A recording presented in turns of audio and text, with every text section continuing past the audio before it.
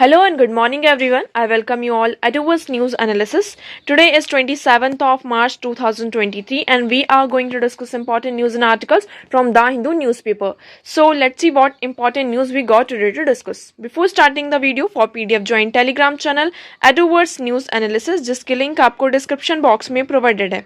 Make sure video को last तक देखें सो दैट सारी इंपॉर्टेंट न्यूज़ आपके यहाँ पर कवर हो. तो चलिए स्टार्ट करते हैं, देखते हैं आज हमें क्या क्या डिस्कस करना. ओके, यहाँ पर हमारे लिए ये एक छोटा सा इंपॉर्टेंट पॉइंट है, ये इंपॉर्टेंट हो जाता है. ये प्रीलिम फैक्ट्स आप एक तरीके से कह सकते हैं. अब इसमें क्या है कि दुनिया का सबसे बड़ा ब्रिज, मतलब कि वर्ल्ड्स हाईएस्ट ब्रिज यहाँ पे बनाया जा रहा है. किसके ऊपर? चेनाब रिवर के ऊपर.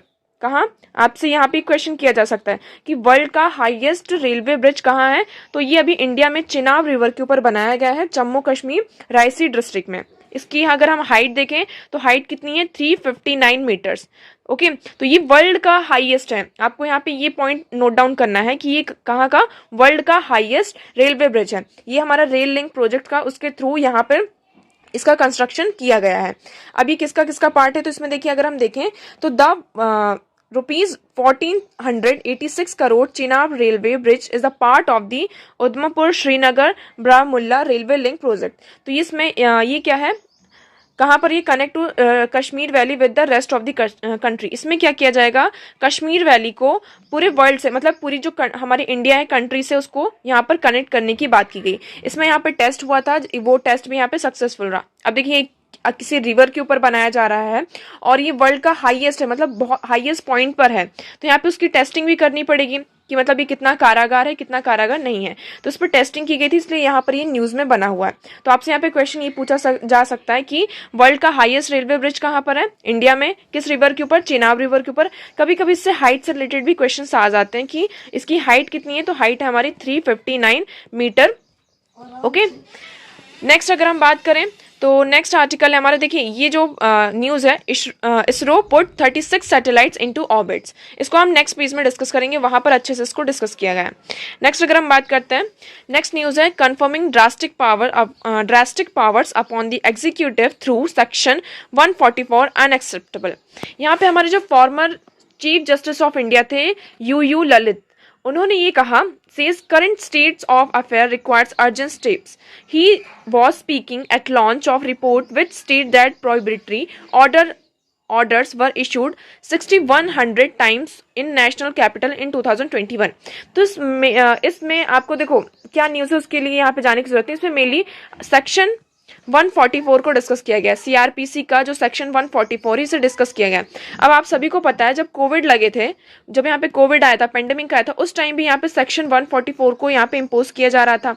अगर कोई भी ऐसा लगता है कि यहाँ पर मतलब जो सिचुएशन है, उस सिचुएशन खराब होने वाली है, और जैसे फॉर एग्जाम्पल यहाँ पर जब अयोध्या का वर्डिक्ट आया था, उस टाइम पर भी कुछ प्लेसेस पर यहाँ पर सेक्शन 144 को इम्पोज किया गया था. इसलिए हमारे लिए यहाँ पे जो सेक्शन 144 है ये इंपॉर्टेंट हो जाता है. अब ये क्या है, इसको हम यहाँ पे डिस्कस करते हैं. तो section 144 CrPC, this law empowers the magistrate of any state और union territories in India to pass an order prohibiting the gathering of 4 और more people in a specified area. तो आप सभी को ये अच्छे से पता होगा. देखिए, आप इसको कैसे याद सकते हैं, 144 तो मतलब आप किसी भी एरिया में, यहाँ पे जो स्टेट और यूनियन टेरिटरीज है, हमारी यूटीज हैं, वहाँ की मजिस्ट्रेट्स को ये एम्पावर किया गया है कि वो क्या कर सकते हैं, ऑर्डर पास कर सकते हैं कि कोई भी स्पेसिफाइड एरिया है वहाँ पर गैदरिंग ना हो, मतलब 4 या 4 से ज़्यादा लोग वहाँ पर क्या हो, गैदर ना हो. ऐसा क्यों किया गया है? It is impose in urgent cases. इसको कब इम्पोज किया जाता है? जब कोई अर्जेंट केस होता है ना. Cases of nuisance and apprehended dangers of some event that has the potential to cause trouble और डैमेज द ह्यूमन लाइफ और प्रॉपर्टी. मतलब कोई ऐसा अर्जेंट केस आ जाता है जिसके कारण यहाँ पर ऐसा हमें, मतलब कि आप ऐसा प्रेडिक्ट कर सकते हैं कि इसमें अगर यहाँ पर बहुत ज़्यादा क्राउड हुआ तो यहाँ पर जो ह्यूमन लाइफ है, प्रॉपर्टी है, उसको यहाँ पर डैमेज हो सकता है. तो इन दैट केस यहाँ पर सेक्शन 144 सीआरपीसी का इम्पोज किया जा सकता है. ओके, ड्यूरेशन कितनी होती है? तो ड्यूरेशन ये डिपेंड करता है, no order under this section can remain in force for a period more than 2 months. ये मतलब कि 2 months से ज़्यादा नहीं रह सकता है. ओके, ये डिपेंड करता है कि मजिस्ट्रेट कितने के लिए, बट 2 months से ज़्यादा आप इसको एक्सीड नहीं कर सकते हैं. Under the state government discretion, it can choose to extend the validity of 2 more months with the maximum validity extendable to 6 months। अब इसमें यहाँ पे ये आ रहा है कि 2 मंथ्स है, बट अगर स्टेट चाहे तो इसका जो ड्यूरेशन उसको एक्सटेंड कर सकता है, कितने टाइम तक, 6 मंथ्स तक कर सकते हैं। ओके, यहाँ पे फीचर्स की बात करें तो इसमें फीचर्स क्या है मेनली कि it places restriction on handling and transporting any kind of weapons in the given jurisdiction. यहाँ पर किसी भी मतलब कि आप गैदरिंग नहीं कर सकते हैं, और किसी भी पब्लिक जो बार है, होल्डिंग्स है, पब्लिक मीटिंग्स है, रैलीज हैं, इस पीरियड में आप इस तरीके की जो मीटिंग्स है उसको यहाँ पे होल्ड नहीं कर सकते हैं। यहाँ पे मतलब कि पूरी तरीके से जो वेपन्स है उसका जो ट्रांसपोर्टेशन है उस पर पूरा रेस्ट्रिक्शन लगाया जाता है। It also empowers the authorities to block internet access in the region. ये अथॉरिटी को ये भी एम्पावर करता है कि वो क्या कर सकते हैं, जो इंटरनेट एक्सेस है उसको यहाँ पर क्या कर सकते हैं, उसको ब्लॉक कर सकते हैं। ओके, तो ये सारे क्या हमने फीचर्स देख लिए सेक्शन 144 के।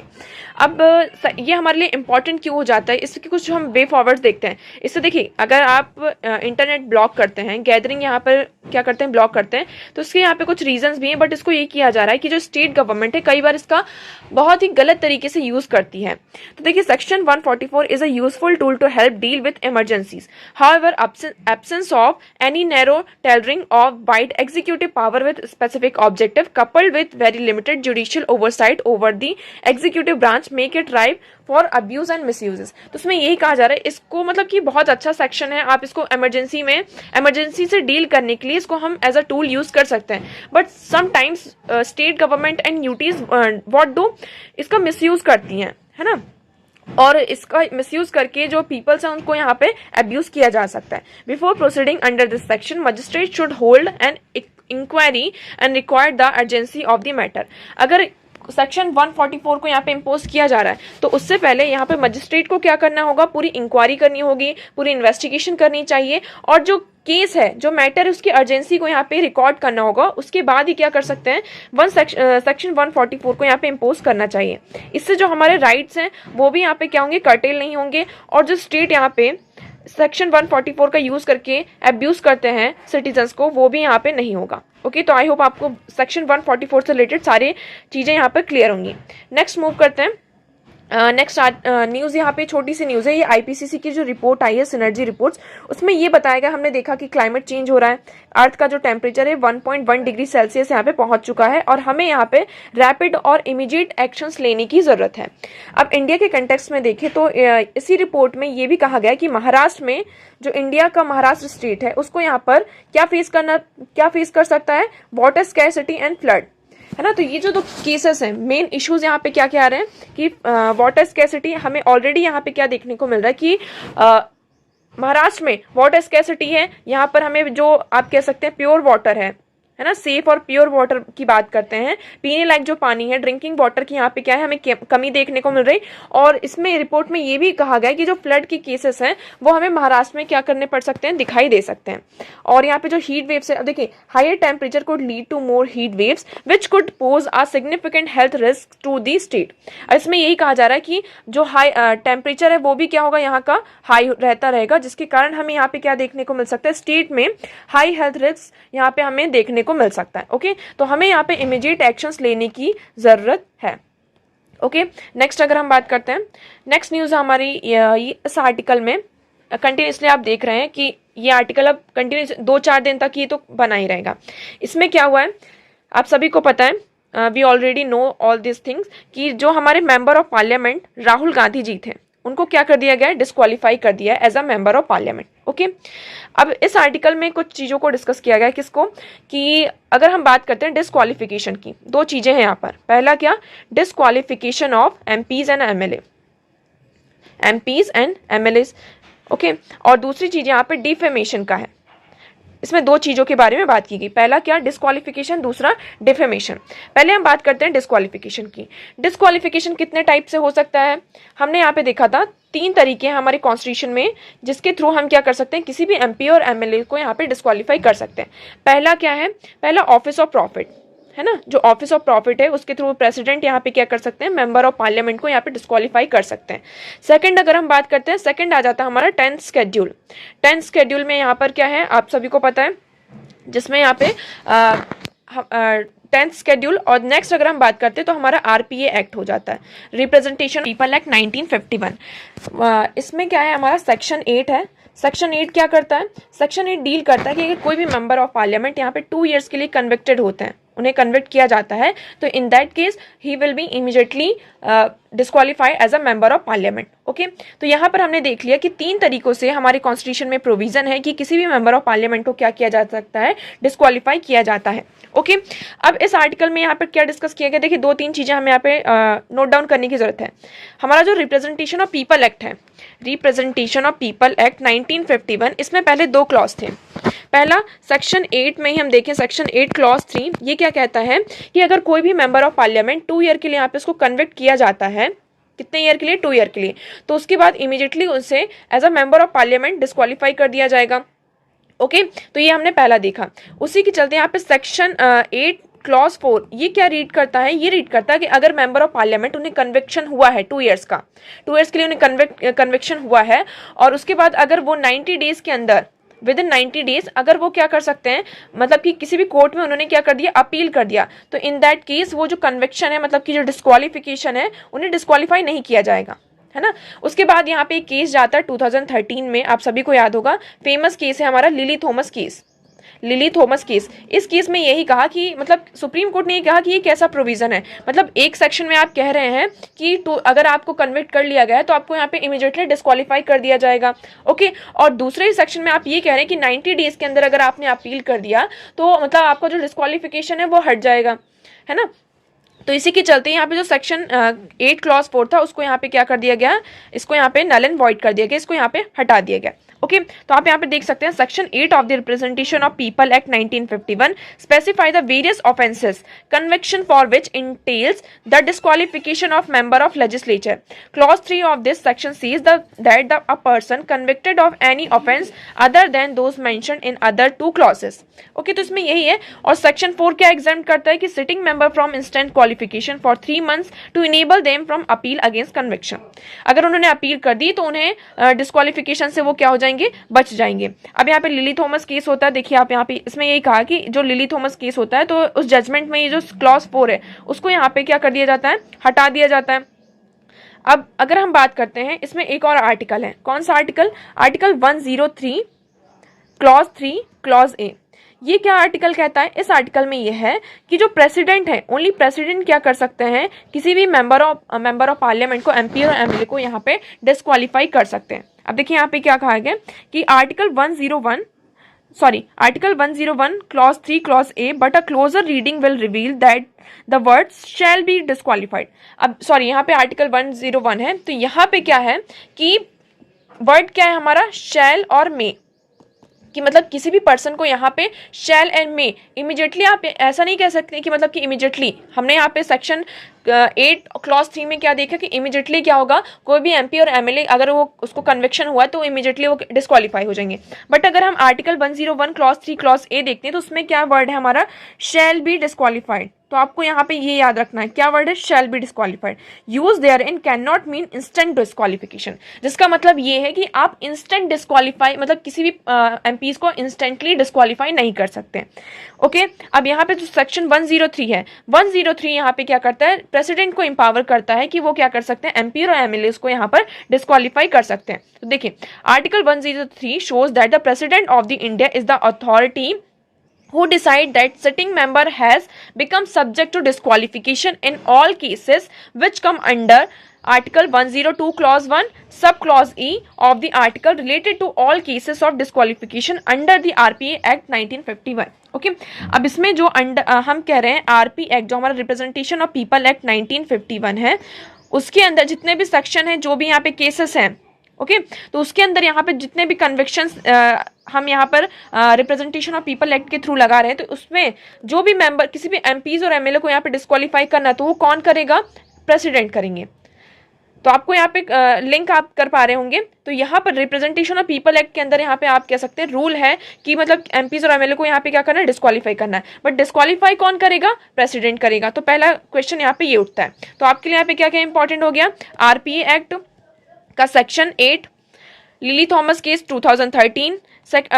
नेक्स्ट अगर हम बात करें 101 क्लॉज 3 क्लॉज है, ये क्या कहता है कि shall be disqualified, instant disqualification की बात नहीं की गई, यहाँ पे shall be disqualified. And article 103 it says, यहाँ पर प्रेसिडेंट को ऑथराइज किया गया है कि वो क्या करेंगे, जो सिटिंग मेंबर है पार्लियामेंट के, उनको ये अथॉरिटी प्रोवाइड की गई है, किसको, प्रेसिडेंट को, कि वो क्या कर सकते हैं, सिर्फ डिस्क्वालीफाई कर सकते हैं किसी भी केस में, चाहे वो आरपी एक्ट के अंदर कोई भी केस आ रहा हो या फिर आर्टिकल 102 क्लॉज 1 के अंदर कोई भी केस आ रहा है, तो डिस्क्वालिफिकेशन का राइट अथॉरिटी किसके पास है, प्रेसिडेंट के पास है। तो हमने पहला चीज ये देखा, तो मतलब यहाँ पे एक कन्फ्लिक्शन बता रहे हैं किस तरीके से यहाँ पर आर्टिकल्स के बीच में कन्फ्लिक्ट हो रहा है। नेक्स्ट इसमें बताया गया है किसका, डिफेमेशन का। डिफेमेशन का मतलब क्या है, एक तरीके से आप कह सकते हैं किसी भी पर्सन को आप डिफेम कर रहे हैं, जो कि मतलब पूरी तरीके से आप कह सकते हैं गलत है। ओके, अब यहाँ पे दो तरीके के डिफेमेशन होते हैं, हमने देखा था, पहला होता है डिफेमेशन सिविल डिफेमेशन, सेकंड होता है हमारा क्रिमिनल डिफेमेशन।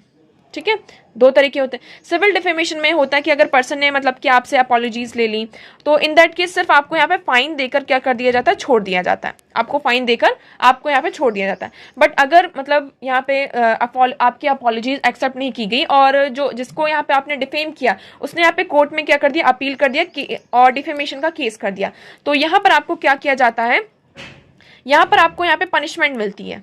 ठीक है, यहाँ पे पनिशमेंट मिलती है, कितने दिन की पनिशमेंट मिलती है, 2 ईयर्स की। मतलब जो ये डिफेमेशन का केस है उसमें देखें तो 2 ईयर के लिए आपको यहाँ पे कन्विक्ट किया जाता है। ओके, तो इसमें यही बताएगा कि ये जो 2 ईयर है, क्या इसको यहाँ पे आप बढ़ा सकते हैं या नहीं बढ़ा सकते हैं। ठीक है, तो इसमें यही देखिए, issue reflect in 1965 the Supreme Court had drawn the attention of the judicial system to need for a liberal approach to rhetoric, hyperbolic और metaphoric words used by politicians in election speeches.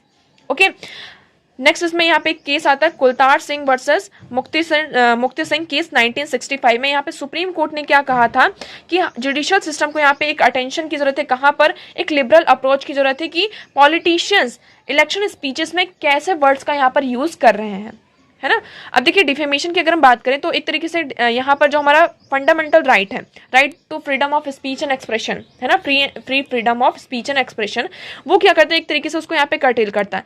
But इसी दूसरे तरीके से देखें, ये एक freedom of speech भी आ गया हमारा, कि हम क्या कर रहे हैं, हमारा जो फ्रीडम ऑफ स्पीच है आप उसको यहाँ पे क्या कर रहे हैं, उसको कर्टेल कर रहे हैं। बट यहाँ पर क्या है, हमारे कुछ रीजनेबल क्या होते हैं, रेस्ट्रिक्शंस भी होते हैं। हर एक हमने देखा है हमारे फ्रीडम्स में यहाँ पे रीजनेबल रेस्ट्रिक्शंस हैं। यहाँ पर आप किसी भी पर्सन को डिफेम नहीं कर सकते हैं। ओके, तो यहाँ पे यही कहा जा रहा है सुप्रीम कोर्ट से, 1965 का ये केस था, तो उसमें ये कहा कि जुडिशियल सिस्टम को यहाँ पे एक अटेंशन की जरूरत है, एक लिबरल अप्रोच की जरूरत है कि पॉलिटिशियंस जो ये स्पीचेस देते हैं तो उसमें वो किस तरीके से अपने जो वर्ड्स है उसको यहाँ पे यूज करें।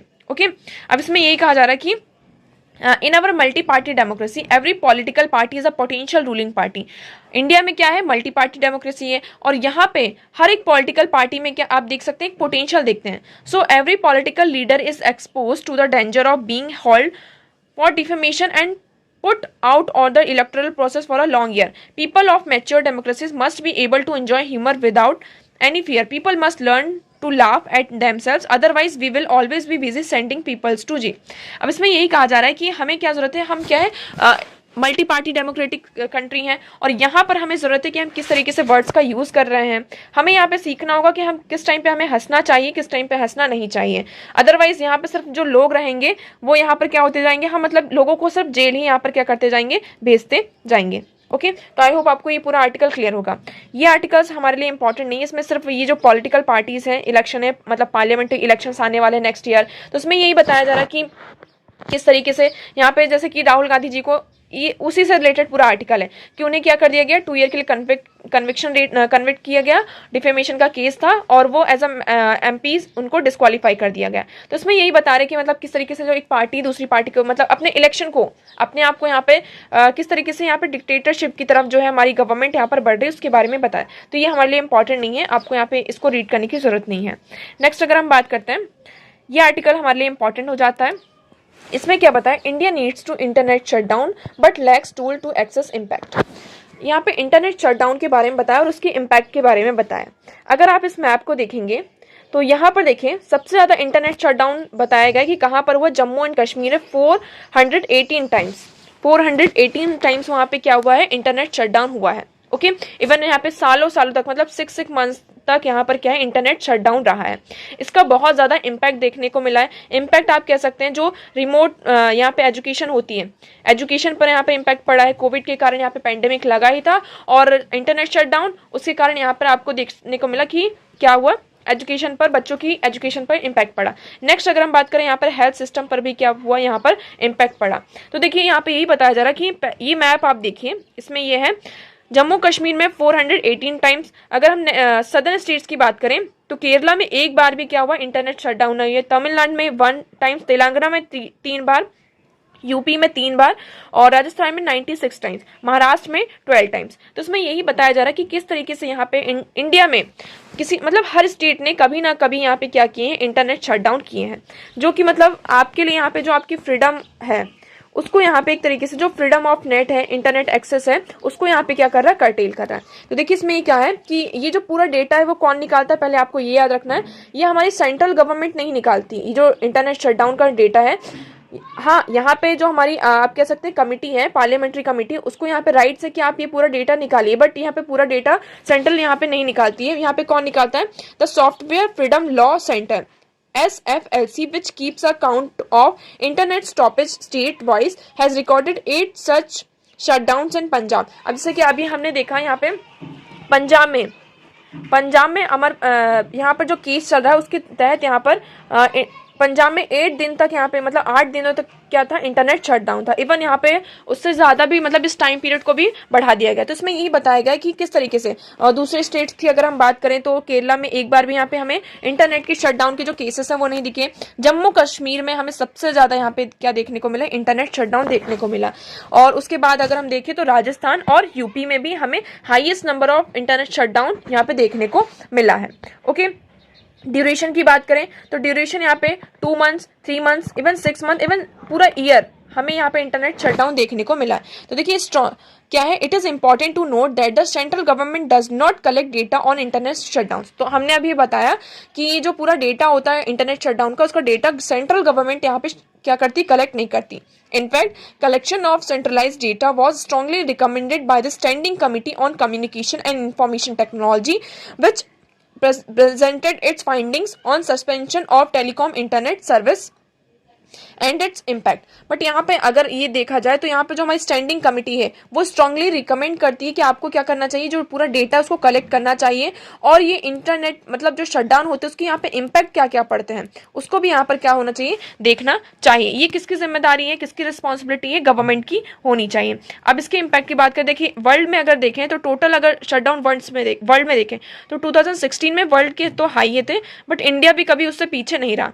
2022 में इंडिया की यहाँ पे रैंकिंग आप देख सकते हैं 84। यहाँ पर अगर हम देखें नेक्स्ट कंट्रीज में, इंडिया में सबसे ज्यादा यहाँ पे आपको शटडाउन देखने को मिलेंगे।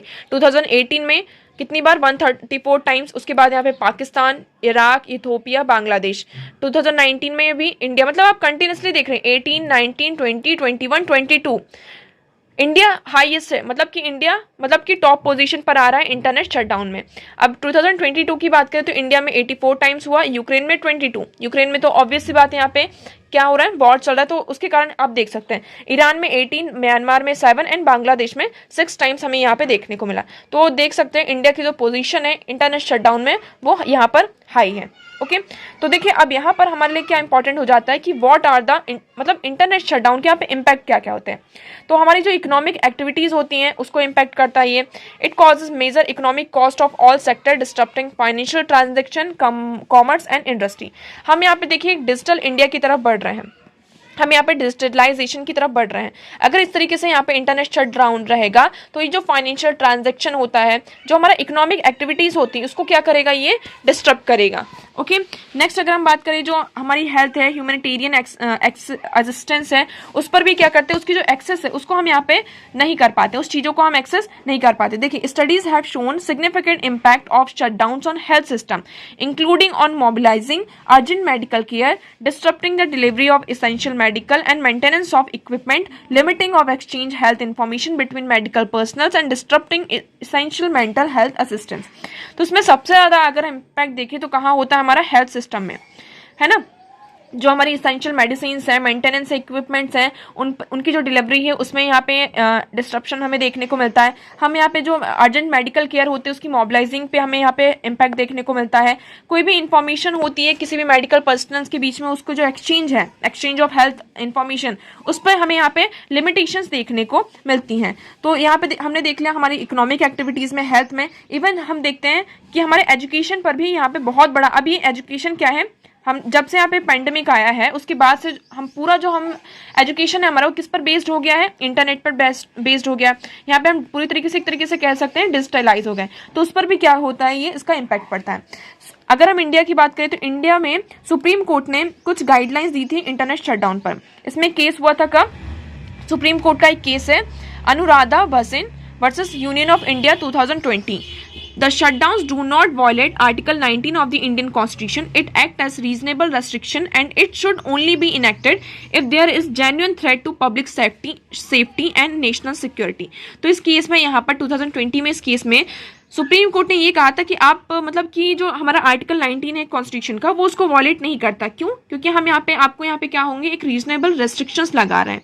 ठीक है, अब यहाँ पर रीजनेबल रेस्ट्रिक्शंस क्यों है कि मेनली किसको सिक्योर करने के लिए, पब्लिक सेफ्टी और नेशनल सिक्योरिटी को यहाँ पे सेव करने के लिए, बैलेंस करने के लिए यहाँ पे क्या किया जा रहा है, इंटरनेट को शट डाउन किया जा रहा है। और ये क्या कर रहा है, जो आर्टिकल 19 है उसको भी वॉलेट यहाँ पर नहीं कर रहा है। ओके, वे फॉरवर्ड की अगर हम बात करें तो इसमें क्या क्या वे फॉरवर्ड हो सकता है इंटरनेट शटडाउन के। The report noted that one of the greatest obstacle of reversing the trend towards the greater frequency of internet shutdown is the limited visibility of those measures and their impacts. The reports are state to reframe their imposing shutdown, maximising internet access and remove the multiple obstacles standing in the way of communication. तो उसमें यही कहा जा रहा है कि states को यहाँ पे क्या करना होगा, ये जो शटडाउन इम्पोज करते हैं तो उसको यहाँ पे रिफ्रेन करना होगा, ज़्यादा से ज़्यादा हमें यहाँ पे मैक्सिमाइज करना होगा इंटरनेट एक्सेस को, ताकि हमारी जो कम्युनिकेशन है उसको यहाँ पर हम अच्छे से कर पाएं। ओके, तो ये सारे हमने क्या देख लिए कि इंटरनेट शटडाउन के इंडिया में क्या प्रोविजन है और इसकी क्या क्या इम्पैक्ट हमारे ऊपर पड़ते हैं। नेक्स्ट बात करते हैं, नेक्स्ट आर्टिकल है हमारा AUKUS focus is on submarine technology. There is no room for a fourth nation. यहाँ पे AUKUS क्या है, ऑस्ट्रेलिया, यूके एंड यूएसए। यहाँ पे ये कहा जा रहा है कि मतलब इसमें यही एक तरीके से इंडिया को एक आप कह सकते हैं कि बताएगा कि यहाँ पे किसी फोर्थ कंट्री के लिए अब क्या है, स्पेस नहीं है। क्यों नहीं है? क्योंकि ये सिर्फ क्या है, एक सबमरीन है ना, सबमरीन टेक्नोलॉजी डेवलपमेंट प्रोग्राम है AUKUS। ओके, तो इसमें कौन कौन है, ऑस्ट्रेलिया, यूके एंड यूएस। यहाँ पे किसी अदर कंट्रीज के लिए मतलब कि कह सकते हैं कि यहाँ पर कोई भी रूम नहीं। तो देखिए, the primary focus of the AUKUS agreement between Australia, the UK and the US is the submarine technology development and with in that there is no room for fourth country. Diplomatic resources said on the potential collaboration between the alliances and the India. Okay, तो इसमें mainly यही कहा जा रहा है कि इसमें जो हम AUKUS क्या है आपके लिए यहाँ पे है, ये क्या कर रहे हैं कि एक सबमरीन टेक्नोलॉजी को यहाँ पे उसका डेवलपमेंट किया जा रहा है। ठीक है, और इसका जो मेन पर्पस है वो क्या है, जो इंडो पैसिफिक रीजन है वहाँ पर टेक्नोलॉजी को लेकर आना। और ऑस्ट्रेलिया इसमें मेनली क्या करना चाहता है कि जो इंडो पैसिफिक रीजन में खुद को यहाँ पर मतलब कि सबमरीन के मामले में अपने आप को यहाँ पर आगे लाना चाहता है। इसलिए यहाँ पे जो ऑस्ट्रेलिया, यूके और यूएसए, ये तीन कंट्रीज यहाँ पे साथ में आई और इस टेक्नोलॉजी को यहाँ पर अपनी अपनी कंट्रीज में क्या किया जा रहा है, उसको डेवलप किया जा रहा है। और इसका मेन पर्पस यही है कि हमें क्या करना है कि it is about addressing and maintaining strategic security balance in the Indo Pacific region. यहाँ पे इंडो पैसिफिक रीजन में जो स्ट्रेटेजिक सिक्योरिटी है उसको मेंटेन करने के लिए यहाँ पर AUKUS को लाया गया। और इसमें मेन यही कहा गया कि इसमें जो फोर्थ कंट्रीज हैं, यहाँ पे हमारे जो अदर ऑर्गेनाइजेशन हैं वहाँ पर हम आपको इंक्लूड कर सकते हैं। जैसे कि यहाँ पे क्वाड की बात की गई कि क्वाड में हम यहाँ पे आप कह सकते हैं कि यूएस है, जापान है, यहाँ पे ऑस्ट्रेलिया है और इंडिया है। तो यहाँ पर हम क्या कर सकते हैं, दूसरे जो नेशन है उनको यहाँ पे इंक्लूड कर सकते हैं। बट AUKUS क्या है, AUKUS एक यहाँ पर हम क्या कर रहे हैं, सबमरीन टेक्नोलॉजी को क्या कर रहे हैं, डेवलप किया जा रहा है। यहाँ पे किसी फोर्थ नेशन के लिए कोई भी रूम नहीं है। ओके, अब जैसे क्वाड है, क्वाड के यहाँ पे समिट जो है ऑर्गेनाइज होने वाली, कौन ऑर्गेनाइज करेगा, ऑस्ट्रेलिया यहाँ पे ऑर्गेनाइज, मतलब कि क्वाड की जो लीडरशिप समिट है वो ऑस्ट्रेलिया यहाँ पे होस्ट करने जा रहा है। नेक्स्ट अगर हम बात करते हैं तो नेक्स्ट हमारे लिए क्या है, MNREGA wages rates revised by up to 10% for 2023 and 24 physical year. अब यहाँ पे क्या जो है स्टेट्स का आपको यहाँ पे फैक्ट याद रखना है, जो स्टेट्स हैं यहाँ पे क्या कर रहे हैं, मनरेगा की जो वेज रेट है उसको यहाँ पे इंक्रीज कर रहे हैं अप टू 10%। तो यहाँ पे क्वेश्चन आपसे क्या बन जाता है, मनरेगा के ऊपर, और दूसरा कौन सा स्टेट कितना यहाँ पे वेजेस को क्या कर रहा है, यहाँ पे इंक्रीज कर रहा है। तो अगर हम बात करें, The government had notified an increase in wages under the Mahatma Gandhi National Rural Employment Guarantee Scheme for financial year 2023 and 24, with Haryana having the highest daily wages of 375 and Madhya Pradesh and Chhattisgarh the lowest at 221। यहाँ पर बात कर सकते हैं जो हरियाणा है सबसे ज़्यादा यहाँ पे वेजेस प्रोवाइड करता है मनरेगा के अंडर। मनरेगा के अंडर सबसे ज़्यादा कौन वेज प्रोवाइड करता है, हरियाणा। कितना, 357 रुपीज़ पर डे। तो आपको यहाँ पे ये याद रखना है, ठीक है। उसके बाद यहाँ पे कौन आ जाता है, मध्य MP एंड छत्तीसगढ़। यहाँ पे सबसे कम क्या किया जाता है, वेज प्रोवाइड किया जाता है, कितना, 221। तो इसमें यही कहा जा रहा है कि जो अब ये जो नोटिफिकेशन आया है union ministry of rural development यहाँ पे इशू किया है कि जो वेज रेट है आपको यहाँ पे क्या करने होंगे, बढ़ाने होंगे। तो यहाँ पे जो 7 की रेंज है उसको यहाँ पे 26 तक पहुँचाना है, और फर्स्ट अप्रैल से ये क्या हो जाएगा, मतलब ये इफेक्ट में आ जाएगा। मतलब आपके जो अब मनरेगा के अंदर यहाँ पे जो भी यहाँ पे वर्कर्स हैं उनके यहाँ पे वेजेस क्या किए जाएंगे, उनको बढ़ाया जाएगा। ओके, नेक्स्ट अगर हम बात करते हैं तो नेक्स्ट न्यूज़ है हमारी, ISRO puts 36 OneWeb satellites into orbit. यहाँ पे क्या है, देखिए आप पहले समझिए कि यहाँ पे एक एग्रीमेंट हुआ है किसके बीच में, यूके की यहाँ पे OneWeb ग्रुप कंपनी है जिसका नाम है नेटवर्क एक्सेस एसोसिएटेड लिमिटेड, और इंडिया की अगर हम बात करें तो न्यू स्पेस इंडिया, इनके बीच में एक कमर्शियल एग्रीमेंट हुआ था जिसमें कि क्या किया था, 72 सैटेलाइट्स को लोअर अर्थ ऑर्बिट में क्या करना था, लॉन्च करना था। ओके, इसके चलते अगर हम देखें तो इस एग्रीमेंट में जो ये 72 सैटेलाइट्स को लॉन्च करना था, कहाँ, लोअर अर्थ ऑर्बिट में। तो अगर पहला जो इंडिया का पहला मिशन था, इंडिया से ही क्या किया गया, ये इनको लॉन्च किया गया है। अब ये जो 72 सैटेलाइट थी, तो इसका जो पहला मिशन था हमारा अक्टूबर में हुआ था 2022 में, जिसमें हमने यहाँ पर कितनी यहाँ पे टोटल 16 जो सैटेलाइट थी, 36 सैटेलाइट्स को यहाँ पे लॉन्च किया था। अब यहाँ पे फिर से सैटेलाइट्स को यहाँ पे लॉन्च किया गया। इसमें इस बार हमने टोटल कितनी अगर हम देखें 16 यहाँ पे सैटेलाइट्स को यहाँ पे लॉन्च किया है, और सक्सेसफुली मतलब हम इसमें सक्सेस भी रहे। तो ये जो सैटेलाइट्स कैसी हैं, ये OneWeb सैटेलाइट्स हैं। ओके, तो अगर हम बात करें तो in the current mission the 43.5 meter vehicle weighing 643 tons of expected to place 36 OneWeb generation 1 satellite totaling about 5805 kg of 450 kilogram circular orbit with an international 87.4 degree. This is the 6th flight of LV-M3. The rocket has 5 consecutive successful mission. तो यहाँ पे जो हमारा LV-M3 है, okay, तो LV-M3 के यहाँ पे बात करें तो इसका ये 6th सक्सेसफुल क्या कर सकते हैं आपका मिशन रहा है। और आपको यहाँ पे सिर्फ इतना याद रखना है कि ये किसके बीच में एग्रीमेंट है, यहाँ पे हमारे India new space India limited NSIL के और OneWeb ग्रुप कंपनी यूके की कौन सी है, नेशनल एक्सेस एसोसिएटेड लिमिटेड, उनके बीच में यहाँ पर कमर्शियल एग्रीमेंट था जिसमें 72 सैटेलाइट्स को यहाँ पे लॉन्च किया जाना था। उसमें से हमने 36 अक्टूबर में की थी और बाकी अभी की हैं। तो ये एक सक्सेसफुल मिशन रहा है, आप कह सकते हैं। फिर से यहाँ पे 36 सैटेलाइट्स को क्या किया गया है, लिफ्ट किया गया है। किसके द्वारा, रॉकेट कौन सा है, LV-M3 रॉकेट। ये LV-M3 का यहाँ पे आप कह सकते हैं 6th सक्सेसफुल मिशन रहा है। इससे पहले आप यहाँ पे जो एक मिशन कौन सा इंक्लूड कर सकते हैं, चंद्रयान 2, इसमें भी कौन से रॉकेट का यूज किया गया था, LV-M3 इस रॉकेट का यूज किया गया था। अब जो हमारा आने वाला आप कह सकते हैं जो स्पेस प्रोग्राम है, हमने यहाँ पे गगनयान मिशन की बात की थी, उसमें भी LV-M3 जो रॉकेट है उसको यहाँ पे यूज किया जाएगा। ओके, तो आई होप आपको यहाँ पे सारी चीज़ें क्लियर होंगी। तो आज इतने ही आर्टिकल थे जो हमारे लिए इंपॉर्टेंट थे। सो PDF के लिए आप ज्वाइन कर सकते हैं हमारा telegram channel Eduverse news analysis. So that's for all today. Thank you so much for discussion.